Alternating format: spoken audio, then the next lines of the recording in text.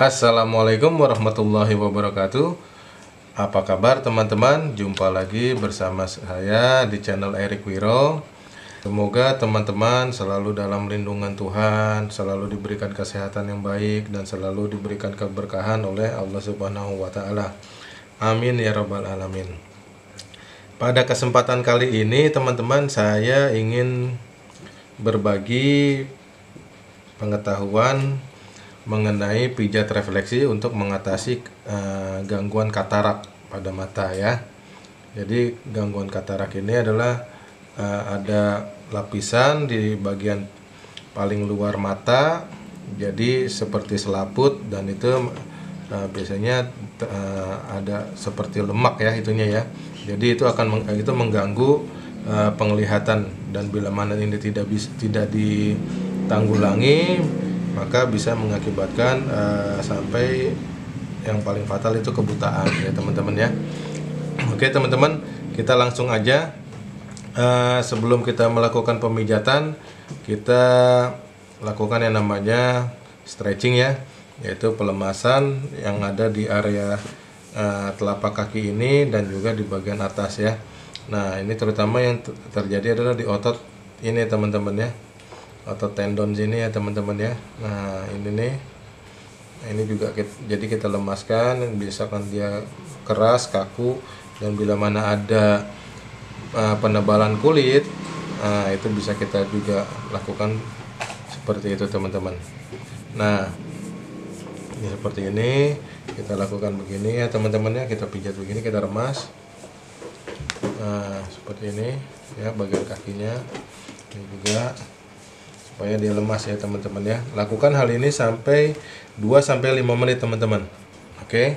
Nah, setelah dilakukan selama kurang lebih dari 2-5 menit, maka setelah itu balurkan ya, dibalurkan hand body lotion dan juga minyak atau minyak kelapa atau minyak olive oil atau minyak urut.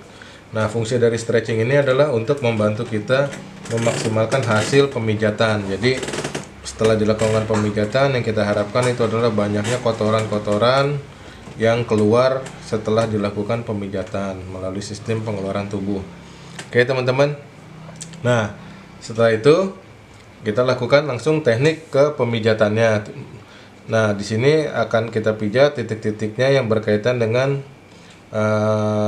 gangguan katarak ini ya teman-teman ya. Untuk di pemijatan ini 3 titik pertama, seperti di video-video saya sebelumnya selalu saya katakan berdasarkan pengalaman dan pengetahuan yang saya miliki, bahwa 3 titik pertama ini akan berpengaruh besar nantinya ke pemijatan berikutnya. Jadi 3 titik itu adalah ginjal, saluran kencing, dan kandung kencing ya. Jadi setelah ini kita aktifkan dulu pertama dan kita pijat titik-titik lainnya, maka pada saat nanti sudah selesai, ini akan beraktif benar-benar untuk mengeluarkan kotoran-kotorannya melalui air seni biasanya ya. Oke, kita tentukan aja untuk titik pertamanya itu ginjal. Kita tentukan di sini nih, kita begini ya, kita raba. Ini ada tulang ya. Nah, ini kita begini, teman-teman. Nah, setelah itu kita begini, teman-teman, ya. Nah, titik ginjal itu posisinya ada antara telunjuk dengan jari tengah. Gitu, teman. Nah, posisinya kurang lebih di sini, teman-teman. Ya. Nah, kemudian ini seperti ini. Kalau untuk yang lainnya seperti ini, teman-teman. Nah, ini ada tulang juga nonjol. Ini di depan tapi antara telunjuk dengan jempol ya.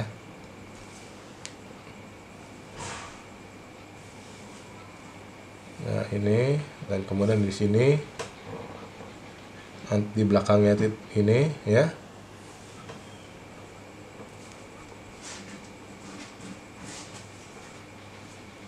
Jadi ini lurus begini ya teman-teman ya. Nah gini aja gampang ini tuh. Oke. Nah sekarang bila mana kita sudah menentukan titik-titik, kita sudah tahu titik-titiknya, pada saat kita mau memijat selalu gunakan hand body lotion. Ya, kenapa? Tadi kan dibalurkan hand body lotion itu supaya kakinya lebih lembab. Pertama, yang kedua, pada saat nanti dilakukan pemijatan itu kulitnya supaya tidak lecet teman-teman ya.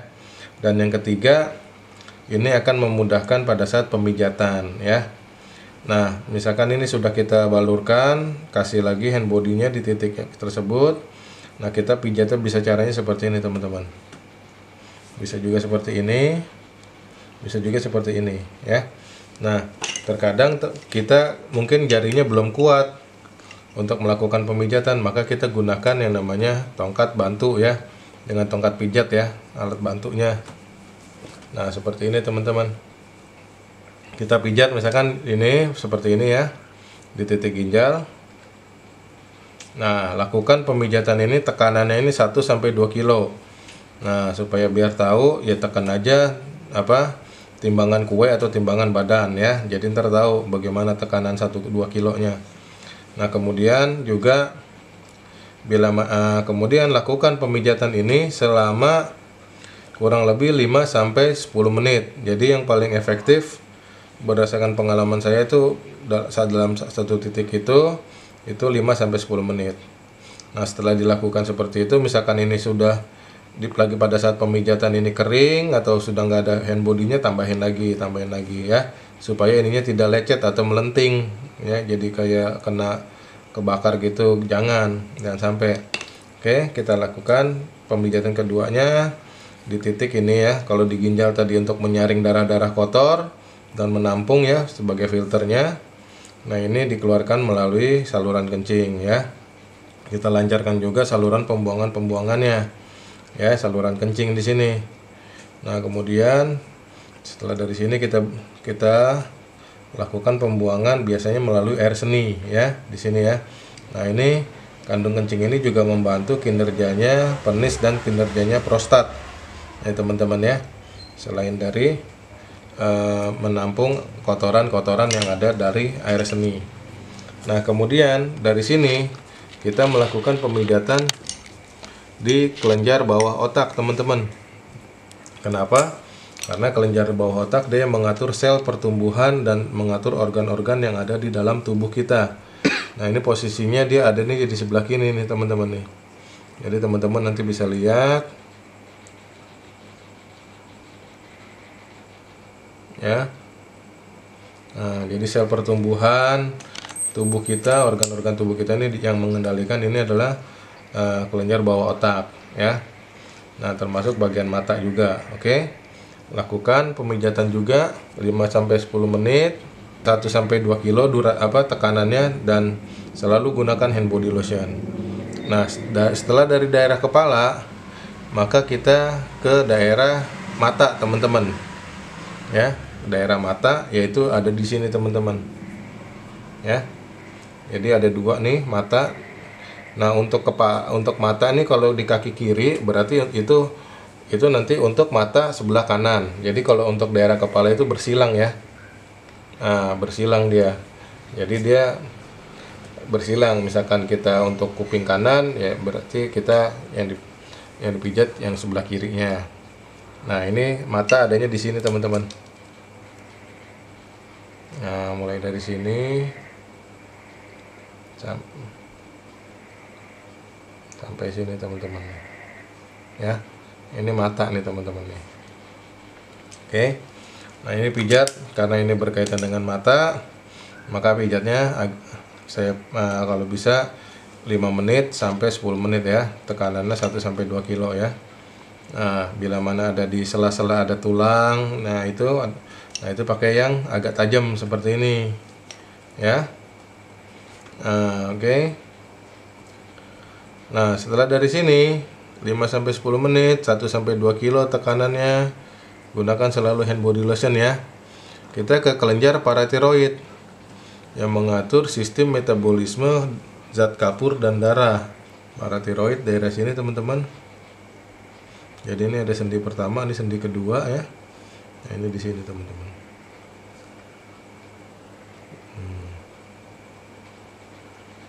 Nah, ini teman-teman pijat dengan agak keras. Jadi kalau kaki ini ya kita pijat, gunakan hand body lotion 1 sampai 2 kilo, 5 sampai 10 menit teman-teman. Nah, kemudian setelah dari sini, maka kita pijat juga daerah kelenjar getah bening ya. Kelenjar getah bening ada 4. Yang bagian dada, bagian perut, bagian atas, dan bagian atas juga ya. Nah, ini sebenarnya yang harus dipijat 2 aja nih, yang bagian atas aja, 1 dan sini. Tetapi saya selalu menyarankan untuk kelenjar getah bening kita selalu bersihkan untuk semuanya. Nah, fungsinya dia ini adalah membawa kotoran, dan di satu sisi juga dia sebagai bila mana ada virus, bakteri, kuman, dan pendarahan, nah dia akan mengeluarkan zat-zat yang diperlukan untuk membasmi virus-virus tersebut ya, atau meningkatkan sistem imun. Tetapi di satu sisi juga dia membawa vitamin, kotoran-kotoran yang ada di dalam darah, dan juga bila mana ada pendarahan dia akan mengeluarkan darah tambahan. Nah, di sini ada yang di sini bagian perut, bagian dada. Nah, ini bagian dada. Jadi di depan ini ya, di depannya mata kaki bagian dalam. Nah, kemudian di tengah ini setelah cekungan ini naik sedikit. Nah, ini ada di sini teman-teman. Nah, ini kemudian juga ada di depan mata kaki bagian luar. Ini mata kaki ya. Nah, ini di sini ya teman-teman. Ada cedok di sini nih. Nah, kurang lebih di sini ya. Nah, ini pijat. Nah, pijatannya ini karena ini bagian atas harus lebih banyak, sering-sering dikasih hand body. Karena kenapa? Kulitnya lebih sensitif dibandingkan kulit di telapak. Dan pijatnya itu dari bawah ke atas ya teman-teman ya, ke arah jantung, agar bisa secepatnya itu bisa dialirkan ke ginjal untuk dibuang ya. Jadi gini teman-teman ya.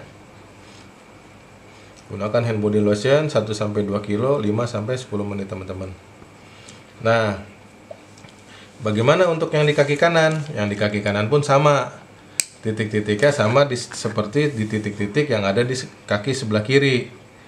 Nah, selain itu